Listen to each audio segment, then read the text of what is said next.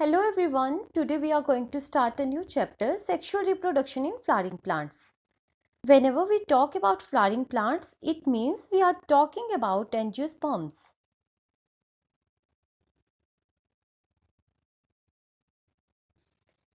Plants में sexual reproduction flower में होती है and flower is a modified shoot.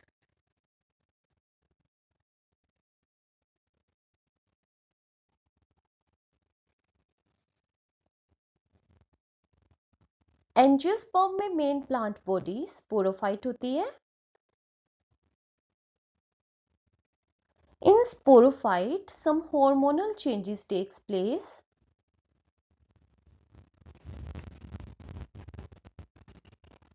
And these hormonal changes will lead to some morphological changes in plant.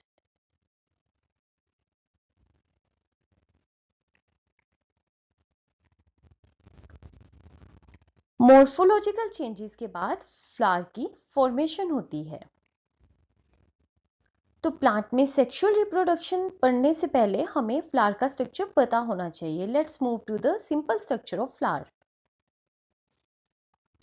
This is the simple structure of flower. ये portion pedicel है. Pedicel के ऊपर यहाँ पे ये सोलन स्ट्रक्चर होता है जिसे हम रिसेप्टिकल और थैलामस भी कहते हैं. फ्लावर के सभी पार्ट्स जो हैं वो थैलामस या रिसेप्टिकल के ऊपर प्रेजेंट होते हैं. तो इनरमोस्ट वॉल से स्टार्ट करते हैं. This portion is stigma. ये बल्ब शेप या फ्लैट होता है. इसके ऊपर पोलन आके लैंड करते हैं और पॉलिनेशन होती है. देन सिलेंडर स्ट्रक्चर आ जाता है नीचे जिसे कि हम स्टाइल कहते हैं. और उसके नीचे ये राउंड स्ट्रक्चर आता है जिसे हम ओवरी कहते हैं. ओवरी के अंदर ओव्यूल प्रेजेंट होते हैं जिसमें एग बनते हैं. Stigma, style and ovary all together known as carpel. और इसे हम पिस्टल भी कह सकते हैं.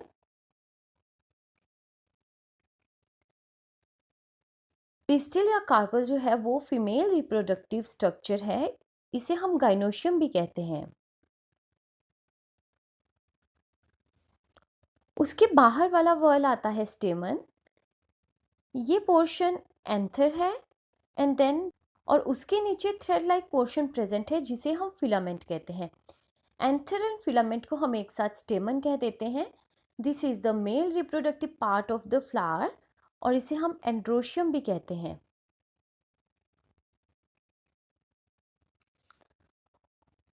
उसके बाहर ये कलर्ड पोर्शन आता है जिसे हम पेटल कहते हैं and all the petal together form Corolla.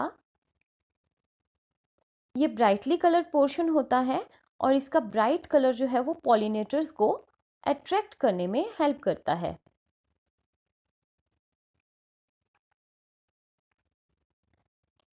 उसके बाहर ये ग्रीन स्ट्रक्चर आ जाता है. छोटे छोटे से लीफ लाइक स्ट्रक्चर होते हैं जिसे हम सेपल भी कह लेते हैं and all the sepal together form calyx.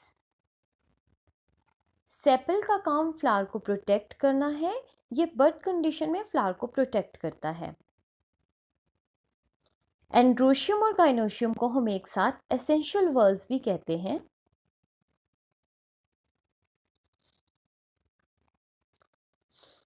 Because these whorls are essential for sexual reproduction.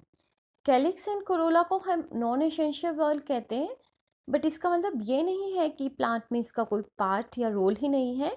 But these are non essential for sexual reproduction. तो ये था फ्लावर का एक सिंपल सा स्ट्रक्चर. इसके बाद हम one by one male and female reproductive part of the flower को स्टडी करेंगे. Thank you.